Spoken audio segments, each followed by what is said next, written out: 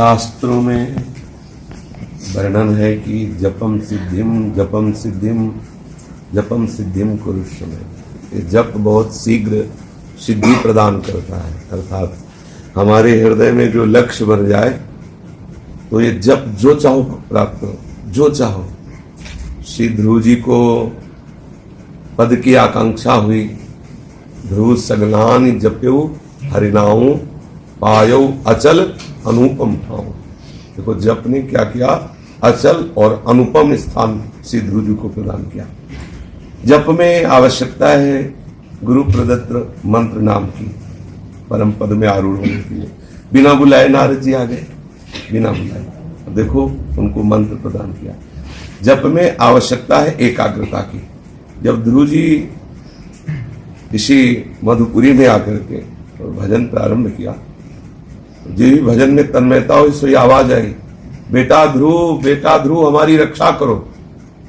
तो ऐसा दिखाई दिया कि यक्ष हमारी माता को घसीटे हुए लिए जा रहे हैं। उनका ऐसा कैसे हो सकता है, ये विघ्न है, माता नहीं हो सकती।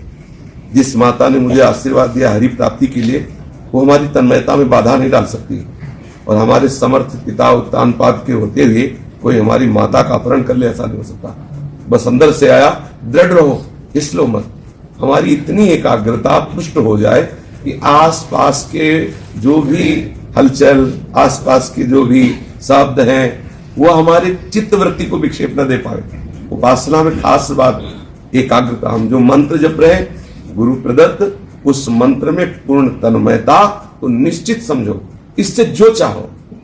जपहि नाम जन आरत भारी, मिटहि कुसंकट होए सुखारी।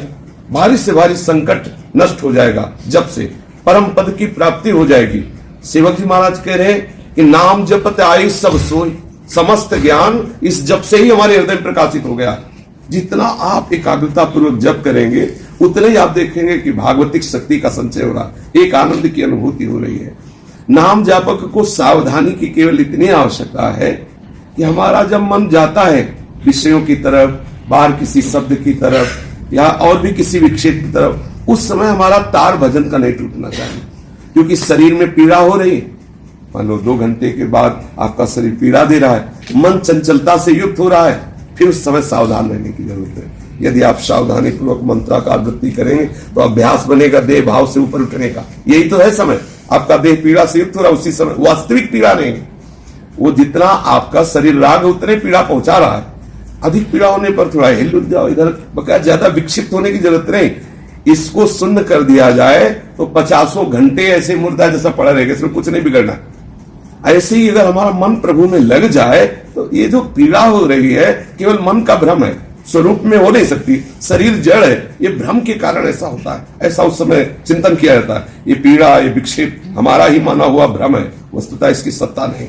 खूब तन्मयता पूर्वक मंत्र जप करो, आनंद पूर्वक। देखो प्रभु की कृपा से 4 घंटे अवसर मिला है। एक समुदाय में बैठ, अगर मन कुछ इधर उधर भगाना भी चाहे तो उठ नहीं सकते, क्योंकि और सब बैठे हुए हैं। कितनी कृपा, ये घेर गया है, ये मरेगा। भजन में ही इसका नाश होता है मन का, दूसरे अन्य साधनों में तो भागने के चांस रहते हैं, और मंत्र जाप में इसका नाश होता है, मन का नाश। मन मरा अमना हुए भगवत लीला में प्रवेश हो जाता है। खूब धैर्य पूर्वक, प्रसन्नता पूर्वक, उत्साह बढ़ाते हुए मंत्र जपे। श्री राधा वल्लभ।